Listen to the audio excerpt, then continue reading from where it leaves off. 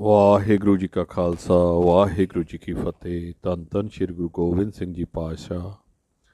ਜ਼ਫਰਨਾਮਾ ਸਾਹਿਬ ਦੀ ਦੂਸਰੀ ਹਕਾਇਤ ਤੋਂ ਸ਼ੁਰੂ ਕੀਤਾ। ਅੱਜ ਉਸ ਦਾ ਦੂਸਰਾ ਅਧਿਆਇ ਤੁਹਾਡੇ ਨਾਲ ਸਾਂਝਾ ਕਰਦੇ ਹਾਂ। ਸੱਚੇ ਪਾਤਸ਼ਾਹ ਕਲਗੀਆਂ ਵਾਲੇ ਗੁਰੂ ਗੋਬਿੰਦ ਸਿੰਘ ਜੀ ਪਾਤਸ਼ਾਹ ਕੀ ਆਖਦੇ ਹਨ? ਦਿਗਰ ਰਾਹ ਬਪੂਰ ਰਸ਼ੀਦ ਅਸਪਸ ਚੀਕਰਦ ਕਿ ਬਾਜ਼ੇ ਬਬਖਸ਼ੀਦ ਬਾਜ਼ੇ ਬਿਮੂਰਦ। ਰਾਜੇ ਨੇ ਦੂਜੇ ਪੁੱਤਰਾਂ ਨੂੰ ਪੁੱਛਿਆ ਕਿ ਤੂੰ ਘੋੜਿਆਂ ਨੂੰ ਕੀ ਕੀਤਾ? ਉਸਨੇ ਜਵਾਬ ਦਿੱਤਾ ਕਿ ਮੈਂ ਕਈ ਘੋੜਿਆਂ ਤਾਂ ਬਖਸ਼ਿਸ਼ ਕਰ ਦਿੱਤੇ ਸਨ ਤੇ ਕਈ ਮਰ ਗਏ ਸਨ। ਸੀਮ ਰਾ ਬਪੁਰਸ਼ੀਦ ਸ਼ੁਤਰਾਨੁਮਾ ਕੁਜ਼ਾ ਤੁਬ ਬਖਸ਼ੀਦ ਏਜ਼ਾਨਮਾ। ਰਾਜੇ ਨੇ ਤੀਜੇ ਪੁੱਤਰ ਨੂੰ ਪੁੱਛਿਆ ਕਿ ਉੱਠ ਕਿੱਥੇ ਹਨ? ਤੂੰ ਮੈਨੂੰ ਸਾਰੇ ਵਿਖਾਹੇ ਮੇਰੀ ਜਾਨ ਤੋਂ ਕਿੱਥੇ ਬਖਸ਼ਿਸ਼ ਕੀਤੇ ਹਨ? ਬ ਗੁਫਤ ਹੈ ਕਿ ਬਾਜ਼ੇ ਬਕਾਰ ਆਮਦੰਦ ਬਬਖਸ਼ ਅੰਦਰੋਂ ਬੇਸ਼ੁਮਾਰ ਆਮਦੰਦ। ਉਸਨੇ ਅੱਗੋਂ ਜਵਾਬ ਦਿੱਤਾ ਕਿ ਕਈ ਊਠ ਤਾਂ ਲੜਾਈ ਵਿੱਚ ਕੰਮ ਆ ਗਏ ਸਨ, ਭਾਵ ਮਰ ਗਏ ਸਨ, ਤੇ ਬਹੁਤ ਸਾਰੇ ਊਠ ਮੈਂ ਬਖਸ਼ਿਸ਼ ਕਰ ਦਿੱਤੇ ਸਨ। ਚੂਮਰਾ ਬਾਹ ਪੁਰਸ਼ੀਦ ਕੇ ਅਨੇਕ ਬਖਤ ਸਾਜਾਵਾਰ ਦੇਹੀਮ ਸਾਯਾਨ ਤਖਤ। ਚੌਥੇ ਪੁੱਤਰ ਨੂੰ ਪੁੱਛਿਆ, ਇਹ ਚੰਗੇ ਭਾਗਾਂ ਵਾਲਿਆ, ਇਹ ਛਤਰ ਚੌਰ ਤੇ ਰਾਜ ਗੱਦੀ ਦੇ ਯੋਗ ਪੁੱਤਰ, ਕੁਜਾ ਗਸ਼ਤ ਬਖਸ਼ਸ਼ ਤੁਮਾਰਾ ਫਹੀਮ ਯਕੇ ਦਹਨੈ ਮੂੰਗੋ ਦਿਗਰ ਨੁਖਦ ਨੀਮ। ਇਹ ਮੈਨੂੰ ਦੱਸ ਕਿ ਜੋ ਤੈਨੂੰ ਮੈਂ ਇੱਕ ਮੂੰਗੀ ਦਾ ਦਾਣਾ ਅਤੇ ਅੱਧਾ ਛੋਲਿਆਂ ਦਾ ਦਾਣਾ ਦਿੱਤਾ ਸੀ, ਉਹ ਕਿੱਥੇ ਹਨ? ਸ਼ਬਦ ਗਰ ਹੁਕਮ ਤਾਂ ਬਿਆਰੇਮ ਪੇਸ਼ ਹਮੈ ਫੀਲੂ ਅਸਪੋ ਅਜ਼ੋ ਸ਼ੁਤਰ ਬੇਸ। ਉਸ ਪੁੱਤਰ ਨੇ ਉੱਤਰ ਦਿੱਤਾ ਕਿ ਜੋ ਆਪ ਦਾ ਹੁਕਮ ਹੋਵੇ ਤਾਂ ਮੈਂ ਆਪ ਅੱਗੇ ਸਾਰੇ ਹਾਥੀ ਘੋੜੇ ਤੇ ਬਹੁਤ ਸਾਰੇ ਉੱਠ ਲਿਆਵਾਂ। ਨਜ਼ਰ ਕਰਦ ਫੀਲੋ ਦੋ ਦੇਹੇ ਹਜ਼ਾਰ ਮਸਤ ਪੁਰ ਅਜ਼ਰ ਬਾਰੋ ਹਮੈ ਨੁਕਰੈ ਬਸਤ। ਤਦ ਉਸਨੇ 12,000 ਹਾਥੀ ਲਿਆ ਕੇ ਰਾਜੇ ਦੀ ਭੇਟਾ ਕੀਤੇ, ਜੋ ਸਾਰੇ ਹੀ ਸੋਨੇ ਤੇ ਚਾਂਦੀ ਨਾਲ ਬੜੇ ਹੋਏ ਸਨ। ਹੁਮਾ ਅਸਪਪਾਂ ਸਦ ਹਜ਼ਾਰ ਆਵਰੀਦ ਹੁਮਾ ਜ਼ਰ ਜ਼ੀਨ ਬੇਸ਼ੁਮਾਰ ਆਵਰੀਦ। ਉਹ 5 ਲੱਖ ਘੋੜੇ ਵੀ ਲਿਆਇਆ, ਉਹ ਸੋਨੇ ਦੀਆਂ ਬੇਸ਼ੁਮਾਰ ਕਾਠੀਆਂ ਵੀ ਲਿਆਇਆ। ਹਮੈ ਖੋਦ ਖਫਤਾਨ ਬਰਗੁਸ਼ਤਵਾਂ ਬਸੇ ਤੀਰ ਸ਼ਮਸ਼ੇਰ ਕੀਮਤ ਗਿਰਾਂ। ਉਹ ਲੋਹੇ ਦੇ ਟੋਪ, ਸੁਨਹਿਰੀ ਸੰਜੋਆ, ਵਧੀਆ ਸੁਨਹਿਰੀ ਝੱਲ, ਬਹੁਤ ਸਾਰੇ ਤੀਰ ਅਤੇ ਬਹੁਤ ਕੀਮਤੀ ਤਲਵਾਰਾਂ ਲੈ ਕੇ ਆਇਆ। ਬਸ਼ੇ ਸ਼ੁਤਰ ਬਗਦਾਦ ਜ਼ਰ ਬਫਤ ਬਾਰ ਜ਼ਰੋ ਜ਼ਾਮਹਿ ਨੀਮ ਆਸ਼ਤੀ ਬੇਸ਼ੁਮਾਰ। ਬਹੁਤ ਸਾਰੇ ਬਗਦਾਦ ਦੇ ਉੱਠ, ਸੋਨਾ, ਖੀਨ ਖਾਬ ਦੇ ਕੱਪੜੇ ਤੇ ਬੇਸ਼ੁਮਾਰ ਜੈਕਟਾਂ ਲੈ ਕੇ ਆਇਆ। ਕਿ ਦਹ ਨੀਲੋ ਦਹ ਪਦਮ ਦਿਨਾਰ ਜ਼ਰਦ ਕਜ਼ੋ ਦੀਦ ਹੈ ਸ਼ੁੱਧ ਦੀਦ ਹੈ ਦੋਸਤ ਸਰਦ। ਉਸ 10 ਪਦਮ ਪੀਲੇ ਰੰਗ ਦੀਆਂ ਮੋਹਰਾਂ ਲਿਆ ਕੇ ਰਾਜੇ ਨੂੰ ਦਿੱਤੀਆਂ, ਜਿਨ੍ਹਾਂ ਨੂੰ ਵੇਖ ਕੇ ਮਿੱਤਰਾਂ ਦੀਆਂ ਅੱਖਾਂ ਵਿੱਚ ਠੰਡ ਪੈਂਦੀ ਸੀ। ਕਿ ਯਕ ਮੁੰਗ ਯਕ ਸ਼ਹਿਰ ਜੋ ਕਾਮ ਸ਼ੁੱਧ ਕਿ ਮੂੰਗੀ ਪਟਨ ਸ਼ਹਿਰ ਉਹ ਨਾਮ ਸ਼ੁੱਧ। ਇੱਕ ਮੂੰਗੀ ਦੇ ਦਾਣੇ ਤੋਂ ਇੱਕ ਸ਼ਹਿਰ ਬਣਿਆ, ਜਿਸ ਦਾ ਨਾਮ ਮੂੰਗੀ ਪਟਨ ਸ਼ਹਿਰ ਹੈ। ਕਿ ਨੀਮ ਨੁਕਦਰਾ ਦਿਗਰ ਸ਼ਹਿਰ ਬਸਤ ਕਿ ਨਾਮੇ ਅਜ਼ੋ ਸ਼ਹਿਰ ਦਿੱਲੀ ਸ਼ੁੱਧਸਤ। ਛੋਲਿਆਂ ਦੇ ਅੱਧੇ ਦਾਣੇ ਦੀ ਆਮਦਨ ਤੋਂ ਦੂਸਰਾ ਸ਼ਹਿਰ ਵਸਾਇਆ, ਜਿਸ ਦਾ ਨਾਮ ਦਿੱਲੀ ਸ਼ਹਿਰ ਮਸ਼ਹੂਰ ਹੋਇਆ ਹੈ। ਖੁਸ਼ ਆਮਦ ਬੈ ਤਤਬੀਰ ਮਾਨੋ ਮਹੀਪ ਖਿਦਾ ਬਸ਼ ਬਦ ਦੋ ਦਾਦ ਰਾਜ ਹੈ ਦਲੀਪ।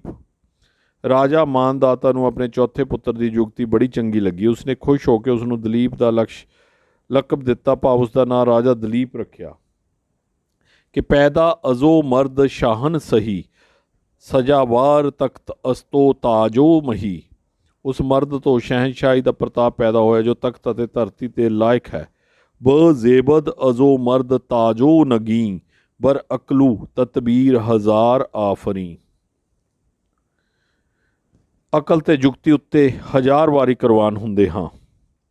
ਸੀ ਉਹ ਅਸਤ ਬੇਅਕਲ ਆਲੂਦ ਹੈ ਮਗਜ਼ ਨ ਰਫਤਾਰ ਖੁਸ਼ਤਰ ਨ ਗੁਫਤਾਰ ਨਗਜ਼। ਉਹ ਬਾਕੀ ਦੇ ਤਿੰਨੇ ਪੁੱਤਰ ਮੂਰਖ ਦੇ ਤੇ ਗੰਦੇ ਦਿਮਾਗ ਵਾਲੇ ਸਨ, ਜਿਨ੍ਹਾਂ ਦੀ ਨਾ ਚਾਲ ਚੰਗੀ ਸੀ ਤੇ ਨਾ ਹੀ ਬਾਣੀ ਚੰਗੀ ਸੀ।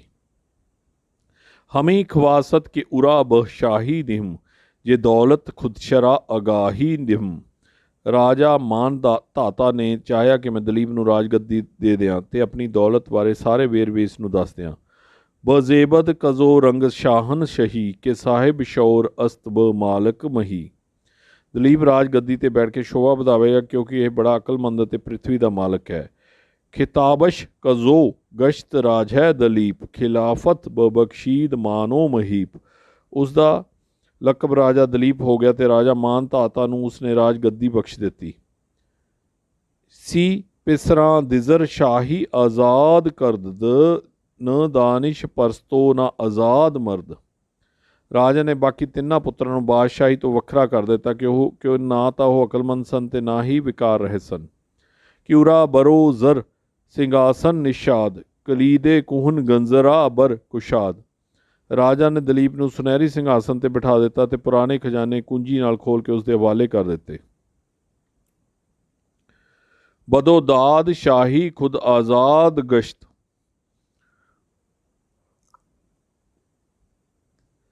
ਪਪੋਸ਼ੀਦ ਦਲਕਸ਼ ਰਵਾ ਸ਼ੁੱਧ ਬਦਸ਼ਤ।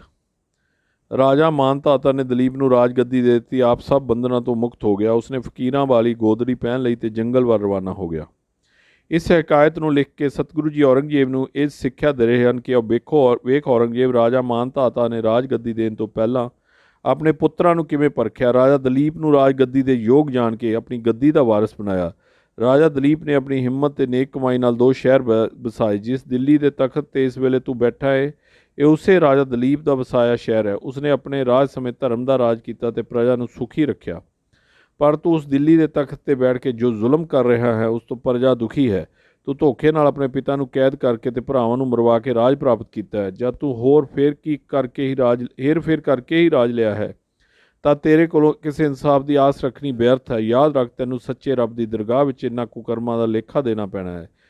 ਇਸ ਹਕਾਇਤ ਦੀ ਸਮਾਪਤੀ ਕਰਨ ਤੋਂ ਪਹਿਲਾਂ ਸਤਿਗੁਰੂ ਜੀ ਆਪਣੇ ਗੁਰਦੇਵ ਅੱਗੇ ਅਰਦਾਸ ਕਰਦੇ ਹਨ।